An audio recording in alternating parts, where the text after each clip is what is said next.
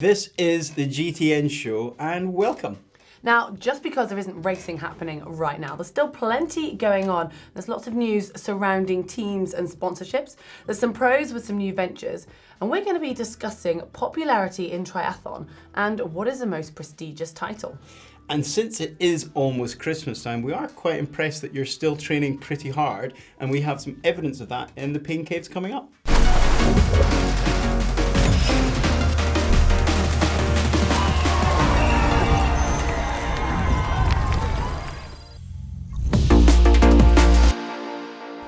It's that time of year when we've got awards, parties, and it's time to reflect back on 2018. And it's quite exciting to look back at the year that's happened. And it's also quite exciting to see that triathlon is getting noticed outside of our little bubble in the world of sports awards and things. And it's got us thinking whether awards and recognition outside of purely winning events matters.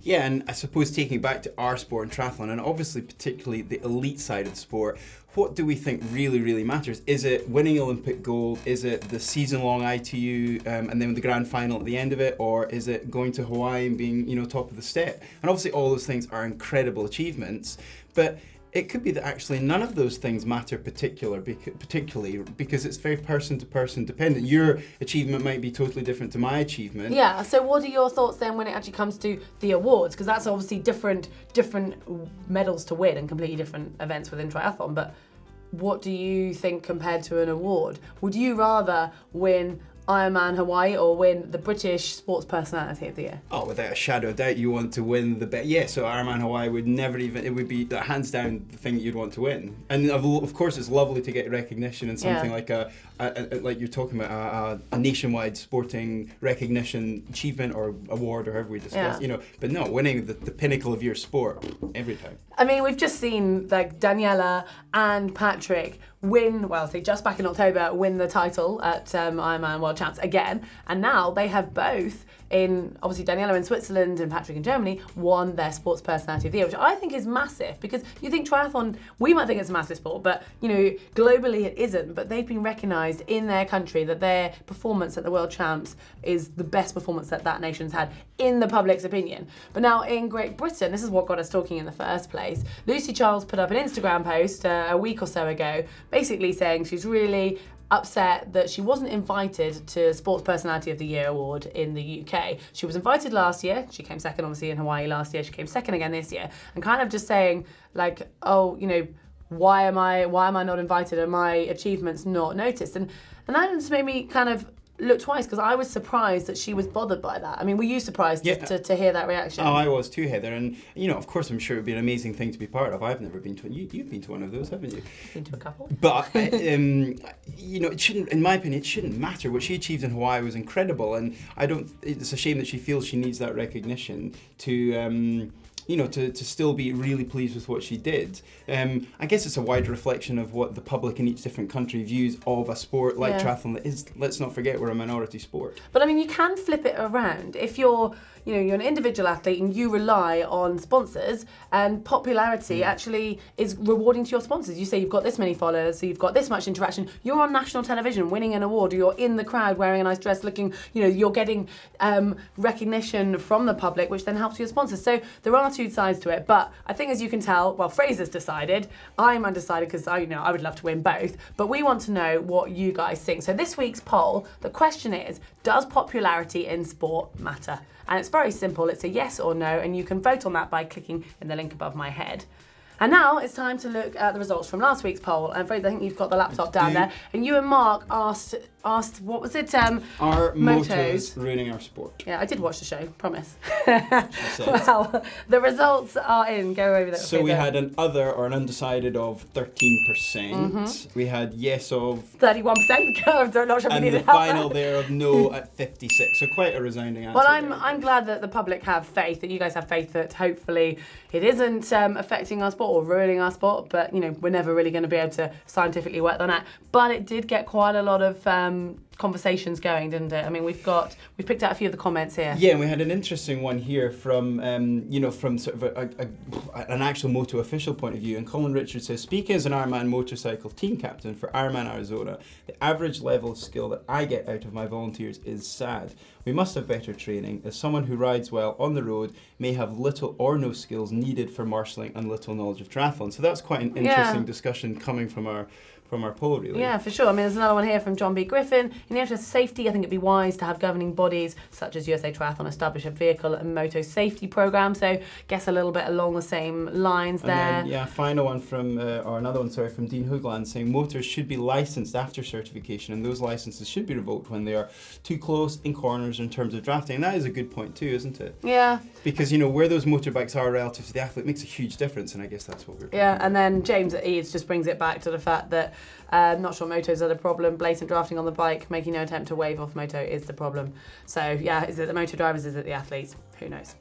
Well, as it is the end of season, we're seeing some moves in the triathlon world when it comes to the teams. One of the most well-known teams, the BMC team, have just released or seen 4 athletes leave. Now, no surprise that Liz Blatchford has left because she has retired officially, but we have seen Bart Ernotts, the silver medalist from Kona. He's left the team along with Ronnie Schildknecht and Maurice Clavel. So they've left, but they have got 4 replacements coming in. So we've got the current ITU World Long Course Champion, Spanish athlete Pablo de Pina. We've got Sarah Lewis from the UK, who just had a brilliant result in Bahrain. She came second. Chelsea Sodaro, a younger American athlete. She just won 70.3 La Quinta in California. And then we've got Swiss athlete Manuel Kung, he's just been racing really well for a while. Yeah, so, I mean, sad to see some go, but there's still exciting new talent. And it's this time of year that we see lots of changeovers.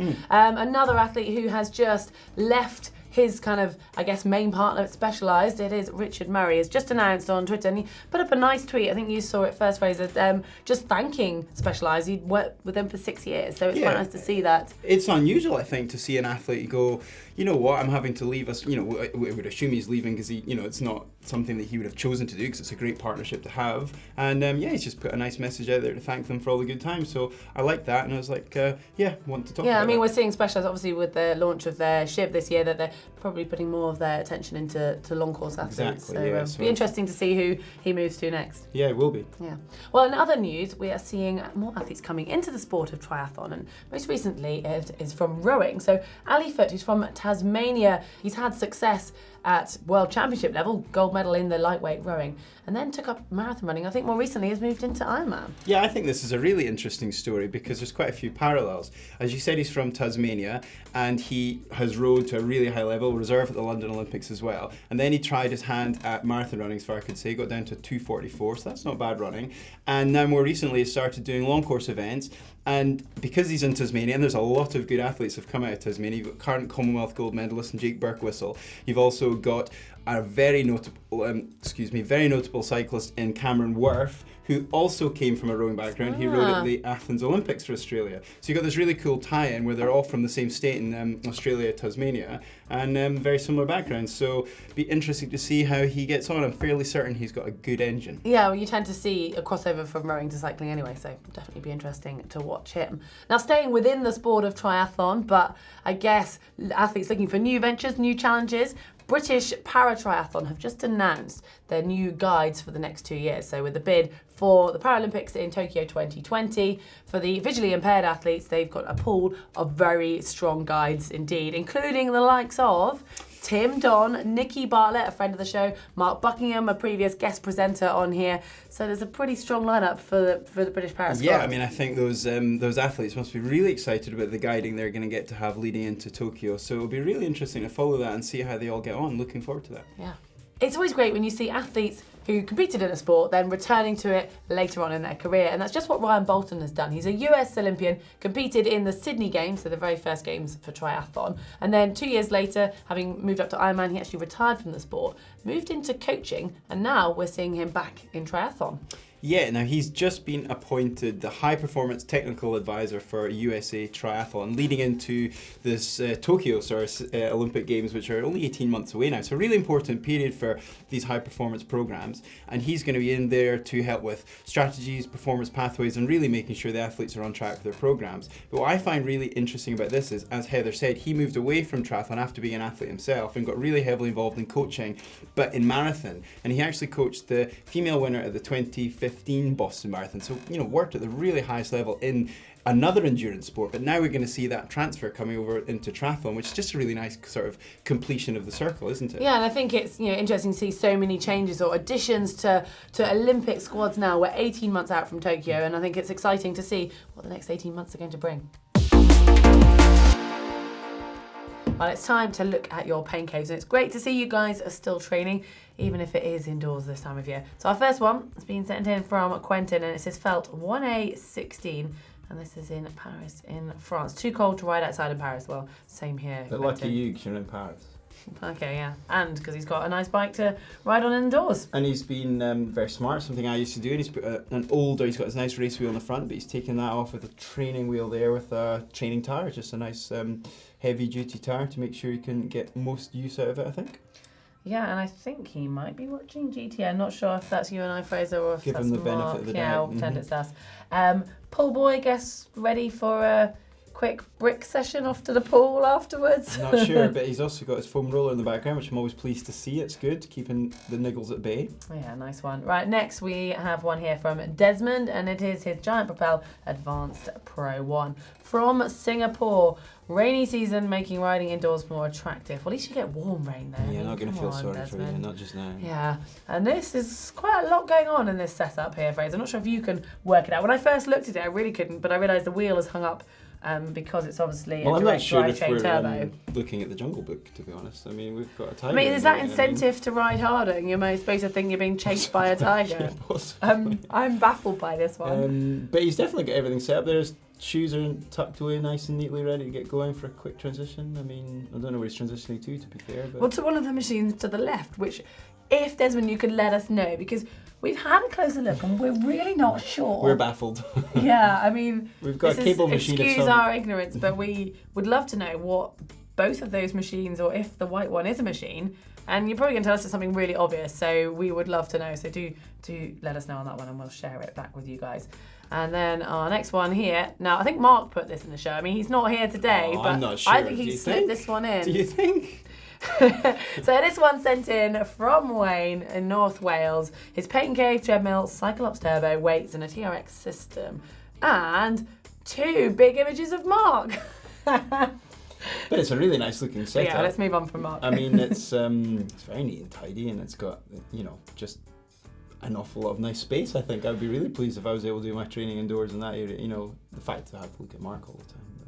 You could get over that if you have. Yeah, I mean, all the kettlebells there. You've got spare bike up on the wall. And I mean, I'm more impressed by the treadmill as well. I could have missed that. That's and the TRX in the top like corner. Said, yeah, so everything included in that one. And then finally, we are going to maybe a more realistic pain cave. This one sent in from Victor. It's a Scott Speedster 15 disc. But we get 2 for the price of 1 here because he's also got a bike on the wall. As a student, every square metre is precious, and it can therefore get quite tricky to figure out how to make room for both the turbo and the bikes in order to make it through the ever so long winter months here in Sweden. But he's done really well there. That's a really good use of the space. It kind of reminds me of my university days many years ago, except I didn't have 2 bikes in there, so I'm really impressed with that. Yeah, I mean, you might sort of wake up in the night and knock your head on a dirty bike wheel, but I mean, it's dedication to the cause, isn't it? And definitely efficient use of space. So it's great to see that you guys have managed to keep training, and hopefully you will do it over the next couple of weeks when Christmas gets in the way. But carry on sending your setups. We need inspiration to keep us training, and we'll be bringing you more of these in the new year as well. So now it's time for the Caption Competition. Unfortunately, it's based around a picture of me. Racing Fraser, last come on. year, Everyone's loved this picture. Racing last year at Staffordshire 70.3. Now, in my defence, it was a really hot summer's day last year, so we needed all the help we can get with extra hydration and hosing down. It's all right, you don't have to defend yourself. Well, but we had some great suggestions, and our runner-up this week comes from Joshua Pryor. The caption is, the creation of now I first read this as as of a PWAG chamber. Now, Fraser, you tell me this is PWAG, and you can explain this to the audience. Yeah, the sponsor of the team was an Austrian chain company, and they're called PWAG. But what Joshua's done there very clever is created PWAG. So, yeah, I like it. But I think you've chosen the favourite, as it's a picture of you this week. You get to choose our caption winner. Who wins the cap this week? Stuart Lumsden, very well done to you for your caption as Fraser and his burning loins. Do you smell smoke? I don't, but well done. Well done. Okay, Fraser, you are going to be delighted to know that It's on its way. the cap's on its way, but more to the point, you are not in this week's caption competition. Good pictures, Maybe you'll be though. disappointed, I don't know. But for your chance to win a GTN cap, you need to caption this picture from the Hamburg Relays. I thought it was kind of apt because it's like Christmas party season, and they're having a pretty good party on the There's podium. a lot of beer not going in people's mouths in that picture. Yeah, that's a bit of a waste, Yeah, but anyway, do let us know your caption suggestions in the comment section below.